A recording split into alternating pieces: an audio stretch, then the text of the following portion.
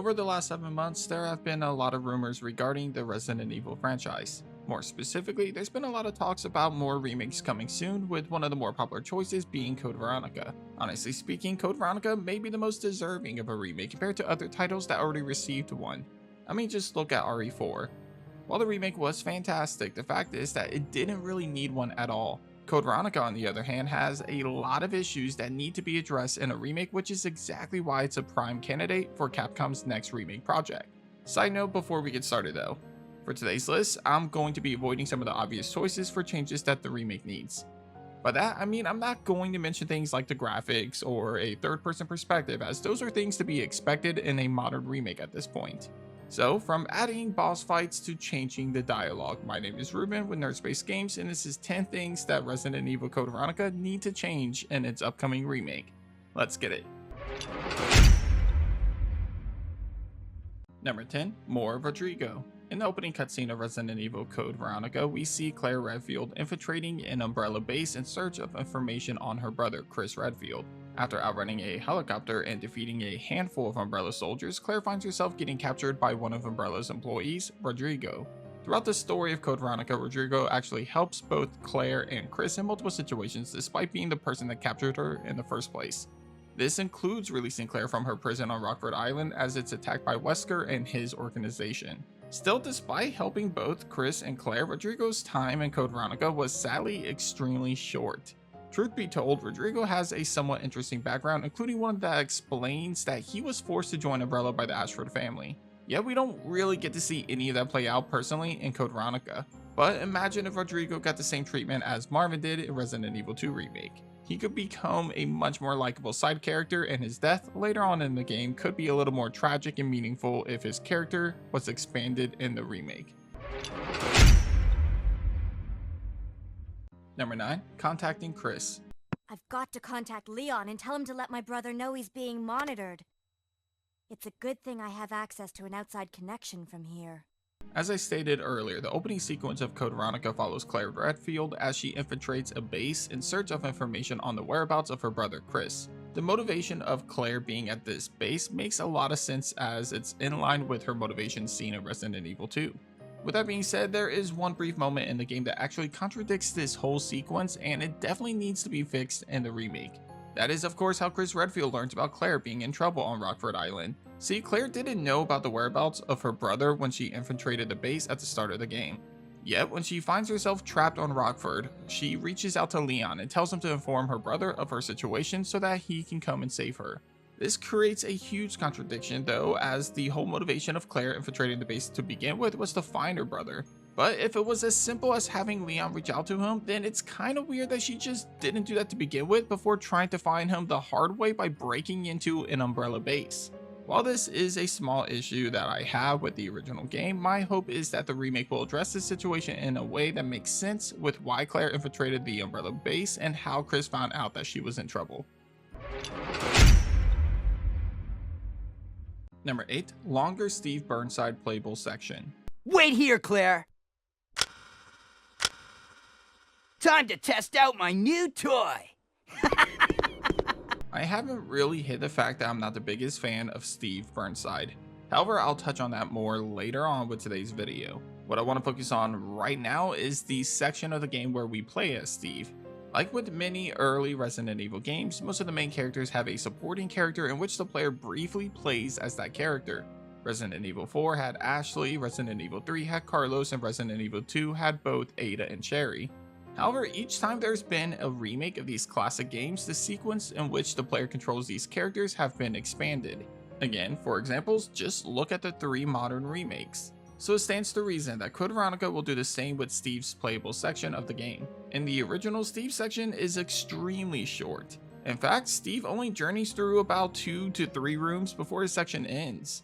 On top of that, there's not really that many zombies in his way, all of which are just traditional slow-ass zombies. So ideally, it'll be great if we could see his playable section expanded in the remake. In fact, I wouldn't be too surprised if Capcom not only expanded his playable section on Rockford Island, but perhaps added a brand new playable section when exploring the Antarctic base. Giving us more time with Steve as a playable character could help us relate to him more and make his death even more tragic and more impactful than it already was in the original game.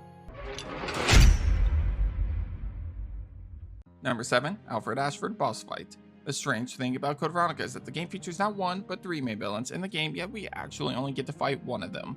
Obviously, Alexia Ashford is the final boss of the game, so clearly we got to fight her. However, one villain that we spent a lot of time with, especially on Rockford Island as Claire, was Alfred Ashford. Alfred starts off by stalking Claire throughout Rockford Island, to then preventing her escape, and then forcing her plane to fly to the Antarctic base. Yet, despite all of the encounters that we have with Alfred throughout the events of Code Veronica, we actually never get to fight against him in the original game. Our last encounter with him is when Steve literally dives headfirst into the room and shoots him, which fatally injures him before he later dies in front of his twin sister. To be honest, this is kind of a letdown, as Alfred was a major pain for a majority of the game, and for us to not get the opportunity to take him down ourselves was disappointing to say the least. So my hope is that in the remake of Code Veronica we could see a new boss fight in which Alfred must take the T Veronica virus as a last resort to stop Claire and Steve from escaping the facility, in which the player must put them down once and for all. Number 6, more puzzles. One of my favorite things about classic RE games are the puzzles. Before going the route of action horror, the Resident Evil franchise has featured some truly difficult and iconic puzzles over the years. Hell, even Code Veronica featured a couple of them, with my personal favorite being the portrait room, in which you have to follow the Ashford family history in order to solve the puzzle. Still, even though I've personally enjoyed the modern remakes of the franchise, they don't really improve on the puzzles that often. Hell, in some cases, like Resident Evil 3 Remake, they remove a majority of the puzzles. For whatever reason, Capcom seems to think that modern gamers don't appreciate difficult puzzles anymore, and for that reason, they seem to stray farther and farther away from that iconic mechanic that was there at the start of the series. Still, I have faith that Capcom might try to improve that issue in the remake of Code Veronica. I mean, let's not forget that RE2 Remake featured one of the most difficult puzzles of the franchise, despite Resident Evil 2, the original game, not having that many difficult puzzles. The puzzle I'm talking about is the chest plugins in the sewer section of the game. That puzzle was actually pretty difficult in the remake of Resident Evil 2. So for that reason, I'm hoping that Code Veronica Remake will take a page out of RE2 Remake's book and include some brand new puzzles that will challenge the player's logic skills. Actually, if they are worried about the puzzles being too difficult, they could always go the route of Silent Hill games and feature a riddle difficulty for the game. Number 5, difficulty settings. Speaking of the difficulty, probably one of the biggest issues with Code Veronica is the fact that the game doesn't have easier difficulties available. Don't get me wrong, I've always loved a challenge in my survival horror games, and that's exactly why I really appreciated Code Veronica for what it was. But the fact is that there's a lot of gamers that prefer an easier experience that doesn't make them feel like that they are playing a Soulsborne game. And as a major fan of difficult survival horror games that force the player to manage resources, I for one don't want them to make the game easier overall. So instead, I would just like Capcom to include other difficulty settings for the game. Similar to RE2 Remake and hell, just about every other Resident Evil game, Code Veronica should feature multiple different difficulties that fit different playstyles. In fact, my hope is that they would follow in the footsteps of Resident Evil 2 Remake, specifically where there are no autosaves on the hardest difficulty and the player is forced to find ink ribbons to save.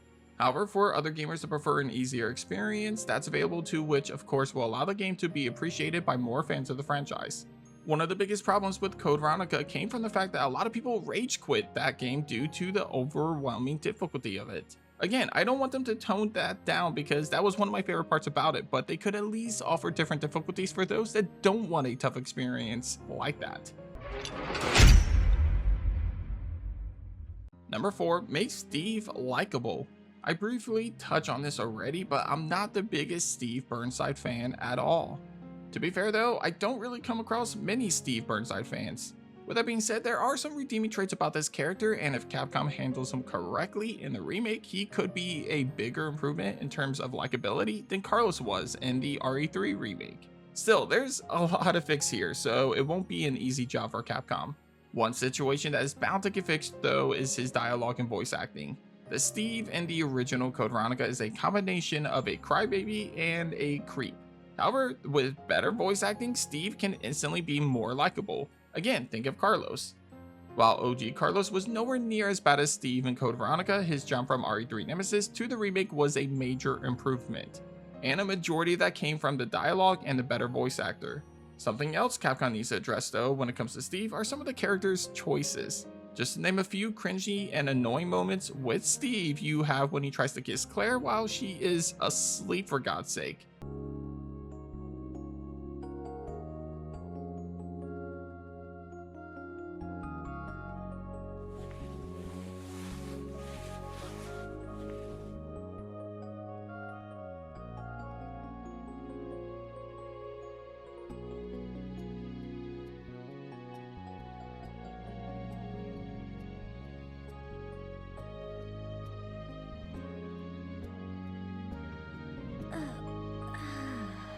He also unloads an entire clip in the distance because of one small comment made by Claire.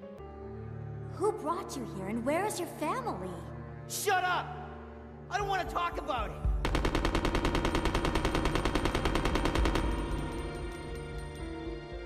Steve. Then there's when he stares at Claire's ass while he's operating heavy machinery. Or the fact that he comes off as a bit sexist in some of the scenes and the way he talks to Claire. Overall, Steve Burnside is not a great character and needs a lot of improvements in order for him to be likable. However, I think he's a character that fans will fall in love with in a Code Veronica remake if done right. Number 3, the dialogue. So once again, I talked about this when discussing Steve Burnside, but his dialogue in the game is not the only thing that needs to be improved in terms of the dialogue.